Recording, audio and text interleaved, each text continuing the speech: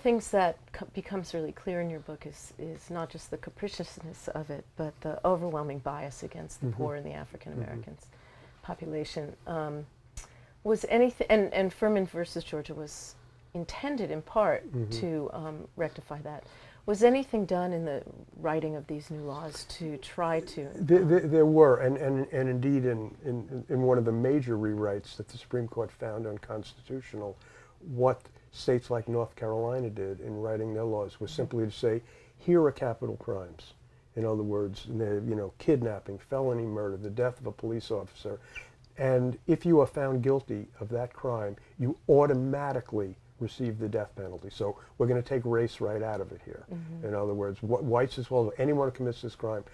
And the Supreme Court said that that did not give enough jury discretion.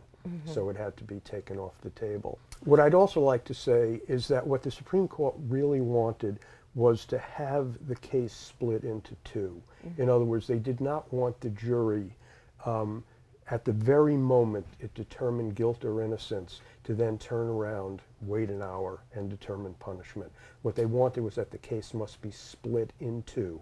So you find the person guilty, and then once the person is found guilty, you have a second trial where there are aggravating and mitigating circumstances, and here you can plead that this was a young person, it was a first offense, he didn't know what he was doing, he was on drugs, he came from a bad family, or this was a hardened criminal, he had killed before, he had just been let out of jail. In other words, it gave the jury the discretion to just look at the evidence at first and then really to look at the person.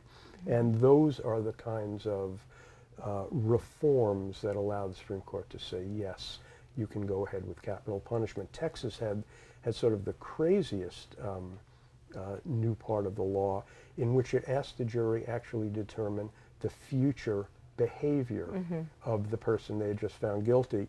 And if they found that the person was likely to indulge in more violent crime, and they answered yes on this question, then the person could be sentenced to death. And what Texas really began to do is just to get these phony psychologists and psychiatrists into the courtroom who say, yeah, the guy's a psychopath, I would never let him out, better to kill him.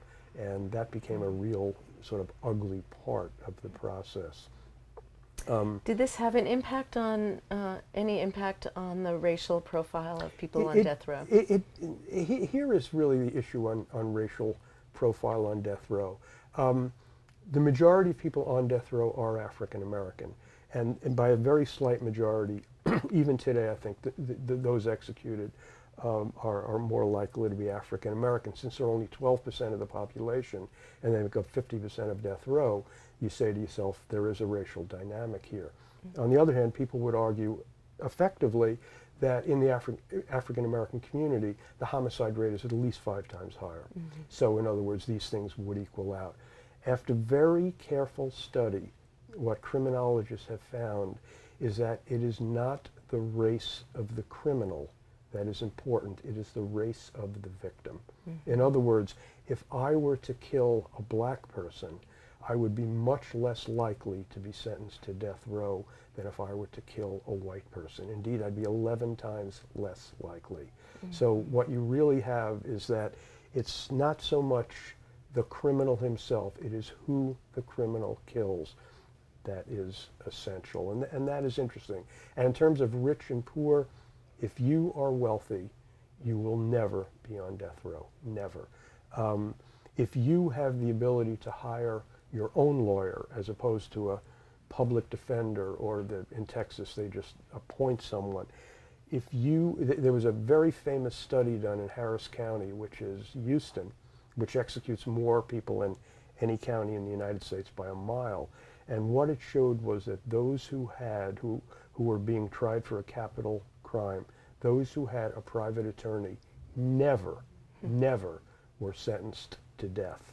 And those who had a private attorney for part of the process had a much lower death penalty rate. But if you had a court-appointed attorney, and that is what poor people have, your chances of going to the death house were very, very high. And what you have in a place like Harris County, which is very sad, is you have, the judge appoints some attorney. He may be good, it may be his first case, But what you know is he has very, very little money to prosecute the case or to defend the person. On the other hand, in Harris County, you have this prosecutor's office that is a monster. It's got a huge amount of money, so it can hire all kinds of forensic experts. It has its own criminal lab. It has investigators. So once someone in the prosecutor's office in Harris County says, we are going to prosecute that person for murder, that person is very likely to wind up on death row. My feeling is that capital punishment will always be with us, that people will want to see its use in a handful of cases. The question is, excuse me, how do you get to that handful of cases? In other words, it's one thing to get to Timothy McVeigh. It's quite another thing to have a guy on death row and you find out 10 years later that the DNA sample was not his. And those are the issues, or the person has had such bad criminal defense that if he had a good lawyer, he wouldn't be on death row. These are the issues that really tug at the heartstrings. What Texas has done, although it executes more people than any other state, it is now executing fewer people than ever before.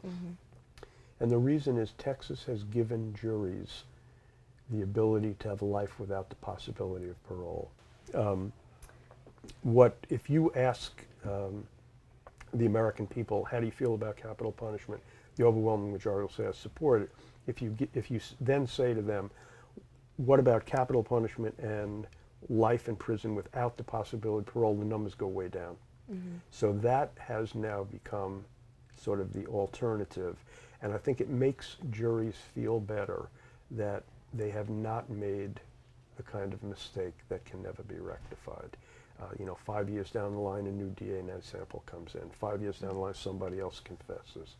A case they weren't 100% certain of, but certain of enough to send the person away for a long time. They now have the ability to do that, and that's been pretty effective. Have your ideas about capital punishment changed through writing this book? They have. I do not have moral qualms about capital punishment. I do not turn in bed upon learning that Timothy McVeigh was executed. I strongly supported that, as I would in cases of mass murder and outrageous crimes.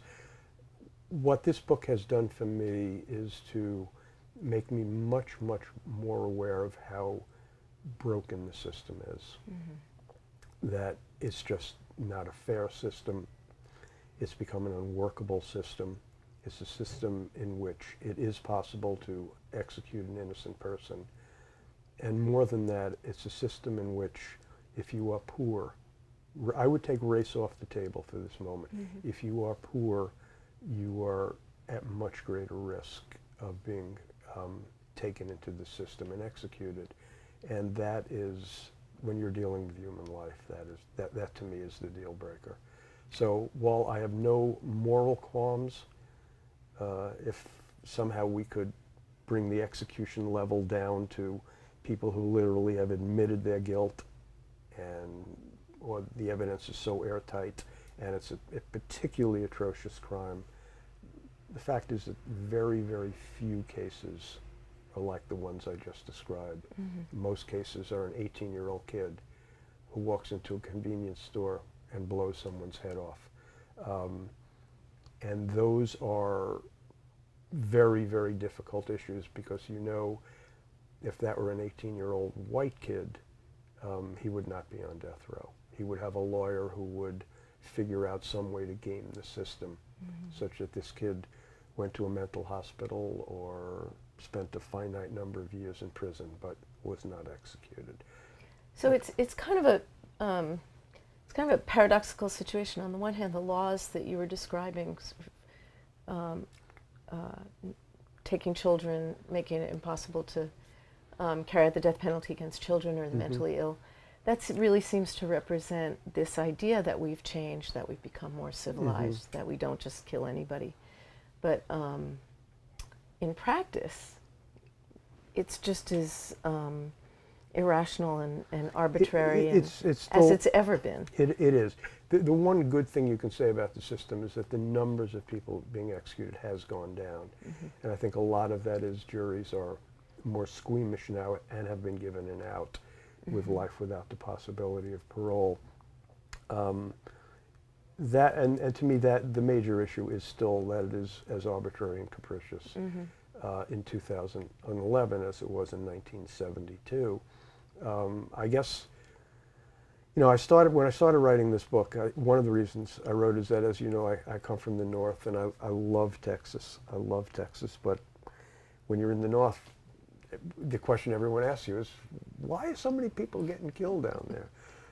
You know, what's the story with guns and executions? And when you started studying Texas, I mean, certain things are obvious. It's sort of got a frontier mentality.